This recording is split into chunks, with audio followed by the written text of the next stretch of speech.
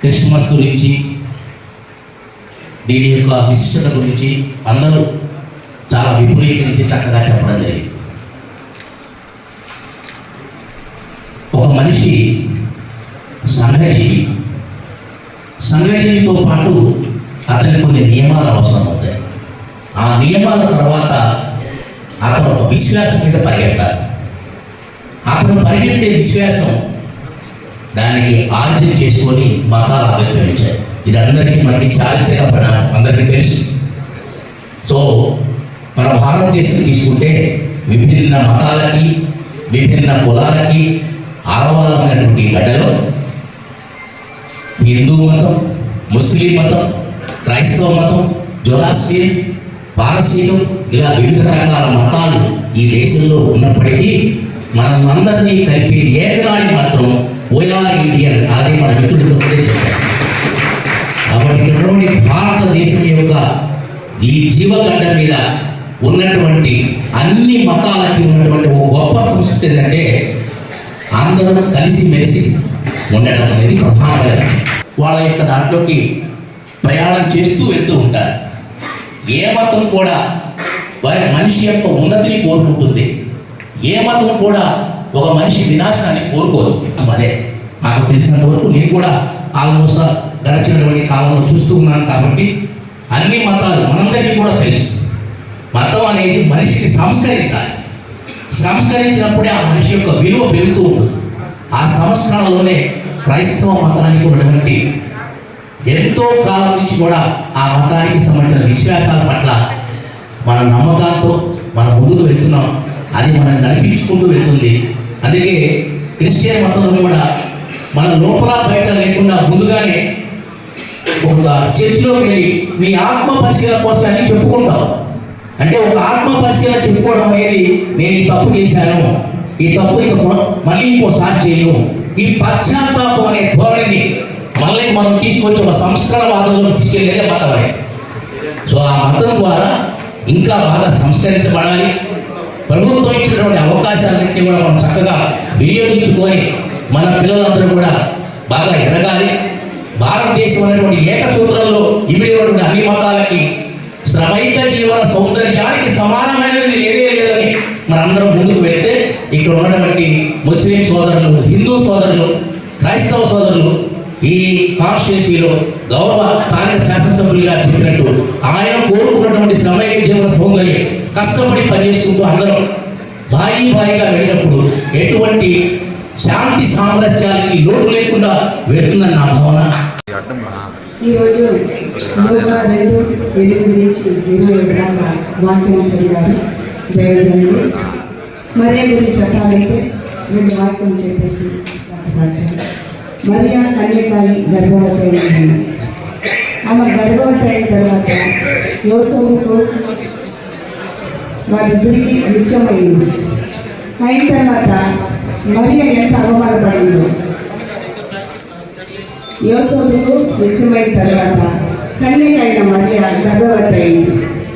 ఒకరికొకరు దేవుడి ఆజ్ఞ ప్రకారము మరియ దేవుడు ఇచ్చిన మాట ప్రకారము ఆమె అదంతా భద్రపరచుకొని మనకు మంచి జత వరుడు దొరికాడు, ఇదేంటి మన కన్యక మనం గర్భవతి అయ్యేది అనేదంతా ఆలోచన చేయకుండా మరియ దేవుడికి లోబడి దేవుడు చెప్పినట్లు మనకు యేసు ప్రభుని పరిశుద్ధ దేవుని మనకి ఇచ్చారు. ఆ తల్లి గారిని ఈ రోజు గురించి ఎంత గొప్పగా మనము చెప్పుకుంటున్నాము. దేవుడు మహిమ, ప్రేమ, సమాధానము అన్నీ ఈ చోట ఉండాలి. వచ్చిన పెద్దలందరికీ దేవుడు దీవెనలు, ఆశీస్సులు అందరూ ఉండాలని కూడా దేవుడిని ప్రార్థిస్తున్నాను. ప్రతి ఒక్కరికి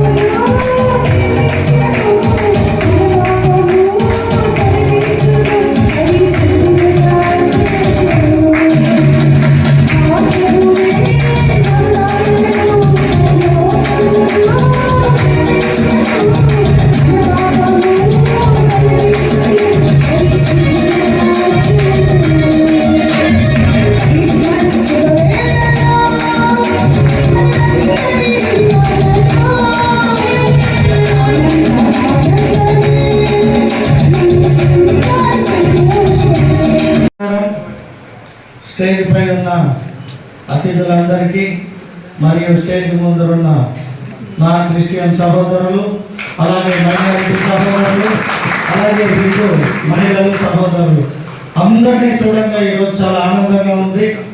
ఆ రోజు భారతదేశపు ఫ్లాగ్లో ఎలాగైతే 3 రంగులు, ఒకటి పచ్చ, తెలుపు, అలాగే ఆరెంజ్, ఈ 3 రంగులు ఎలాగైతే కలిసి ఉండాలి, ఆ కలిసి ఉండే దేశమే భారతదేశం అన్నట్టు 3 మతాలు ఎప్పటికీ కలిసి ఉండాలని భారతదేశంగా మన దేశపు జెండాని తయారు చేశారో అది మన భావాలు, మన ఒక వ్యక్తిత్వాన్ని తెలియజేస్తుంది. ఏ ఒక దేశం కూడా ఆ దేశపు కలయికను బట్టి ఎక్కడ కూడా జెండా తయారు చేయడం, మన భారతదేశపు జెండా మాత్రమే 3 మతాలను కలిపి ఉండే విధంగా ఆ రోజు తయారు చేశారు. కాబట్టి మనమందరం కూడా ఎప్పుడు అది హిందువులు కావచ్చు, మైనారిటీస్ కావచ్చు, క్రిస్టియానిటీ కావచ్చు, మనమంతా కూడా ఒకటే. ఫస్ట్ మానవ జన్మ, మనమందరం ఒకటి. తర్వాత భావాలని బట్టి, ఒక్కొక్కరి భావాలు, ఒక్కొక్కరి వ్యక్తిగతాన్ని బట్టి కొందరు క్రిస్టియన్లుగా, కొందరు ముస్లింలుగా మనం జన్మించాం. కాబట్టి దాన్ని అంతా కంటిన్యూ చేసుకుంటూ కలిసి ఉన్నాం. అందరూ ఉన్నారు, హిందువులు ఉన్నారు, నేను ఉన్నాను, మేషక్ ఉంది, మా మేరం ఉంది, రకరకాల మనుషులు మనమంతా కలిసి ఉన్నాము. మా సార్ ఏమన్నాడంటే రేపు క్రిస్మస్కి ఎటువంటి ఘటనలు జరగకుండా మీరు చూసుకోవాలి అన్నారు. రేపు క్రిస్మస్ కాదు, నేను చిత్తూరులో ఉండేంత వరకు ఎటువంటి నేను దైవ భక్తిలో ఉండేవాడిని, దైవాన్ని నమ్మేవాడిని, అది ఏ మతమైనా కావచ్చు. ఇప్పుడు నేను ఇన్ని ఎందుకు చెప్పానంటే నాకు జరిగిన పర్సనల్దే తెలియాలి మీకు అనేకే చెప్పిన, కాబట్టి ఆ బ్యాగ్ ఇచ్చిన. అలాగే మైనారిటీస్ కూడా ఆ రోజుకి ఇచ్చిన, హిందువులకి సంక్రాంతి రోజు ఇచ్చిన, ఇట్ ఈస్ మై డ్యూటీ అనుకున్నాం. భగవంతుడు ఇచ్చిన ధనాన్ని అది మనం తినమన్నా మన పిల్లలు తినని కాదు, దాని అర్థం నేను నీకు ఒక మంచి భావాలతో భూమిపైకి పంపించాను, అందరినీ సమానంగా ప్రేమించి చూసుకుని ఆ డబ్బులు కూడా ఇచ్చాడు. దాన్ని మనం తిరిగి ప్రజలకు ఇస్తామంటే ఎప్పుడో ఒక రోజు మనకి భగవంతుని బ్లెస్సింగ్స్ ఉంటాయనేకి ఇంత స్టోరీ చెప్పా. మేరీ క్రిస్మస్ అందరికీ కూడా చిత్తూరు ప్రజలకి మా తరఫున, మా ప్రభుత్వం తరఫున ప్రత్యేకంగా మా మేరమ్మ మంచి పాటలతో ప్రారంభించింది కాబట్టి ఎనర్జీ బాగా వచ్చింది. సో ఆవిడ కూడా హ్యాపీ క్రిస్మస్. Thank you. నమస్కారం. ప్రీ క్రిస్మస్ సెలబ్రేషన్స్ కి ఇచ్చేసిన గౌరవనీయులు మన ఎమ్మెల్యే గారికి, అందరికి, అధికారులకి, ముఖ్యంగా ఇక్కడికి ఇచ్చేసిన సోదరి అందరికీ కూడా హ్యాపీ క్రిస్మస్ తెలియజేసుకుంటున్నాను. ప్రభు యొక్క ఆశీర్వాదాలతో మనం అందరం కూడా చల్లగా ఉండాలని, ముఖ్యంగా మన ముఖ్యమంత్రి నారా చంద్రబాబు నాయుడు గారు కులమతాలకు అతీతంగా ప్రతి ఒక్కరు కూడా సంతోషంగా ఉండాలని రాష్ట్ర వ్యాప్తంగా కూడా ఈ హైటీ ప్రోగ్రాం పెట్టి ప్రతి ఒక్కరికి విషెస్ తెలియజేస్తూ వాళ్ళని ఏ విధంగా ఆర్థికంగా కూడా ఎదగనివ్వాలి, అలాగే మన చర్చిలకు కానివ్వండి, మన హాస్టల్లకు కూడా వేతనం ఇచ్చిన మన ముఖ్యమంత్రి గారికి, అలాగే మీ అందరి యొక్క ఆశీర్వాదాలు ఉండాలని, ముఖ్యంగా ప్రభు చెప్పిన నాకు తెలిసినంత వరకు ఒకటే, ప్రతి ఒక్కరిలో కూడా ప్రేమతో, దయతో, మనకు క్షమాగుణం ఉండాలి. అందరూ కూడా వినయ విధేయతలతో ఉంటే ఆ ప్రభు ఎప్పుడు కూడా మనల్ని చల్లగా చూస్తాడని కూడా నేను తెలియజేసుకుంటూ మరొకసారి అందరికీ కూడా హ్యాపీ క్రిస్మస్ తెలియజేస్తున్నాను.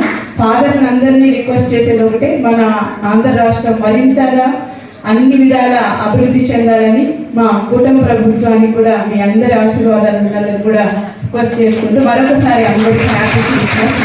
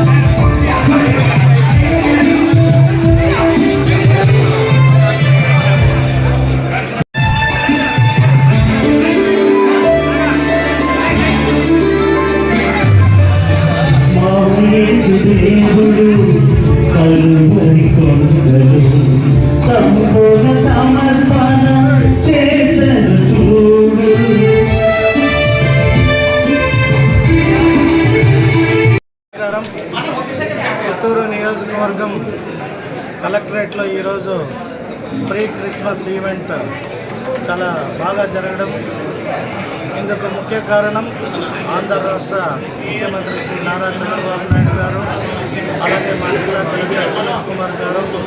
వారు లేకపోయినా ఈరోజు డిఆర్ఓ మోహన్ గారి ద్వారా, అలాగే మైనారిటీ కార్పొరేషన్ ఈడీ తిమ్మారెడ్డి ద్వారా, చెన్నారెడ్డి ద్వారా, మా క్రిస్టియన్ జిల్లా అధ్యక్షుడు అభిషేక్ మరియు అలాగే మా నియోజకవర్గ క్రిస్టియన్ సంఘ అధ్యక్షులు అందరూ కూడా చాలా చక్కగా ఈ కార్యక్రమాన్ని ఆర్గనైజ్ చేశారు.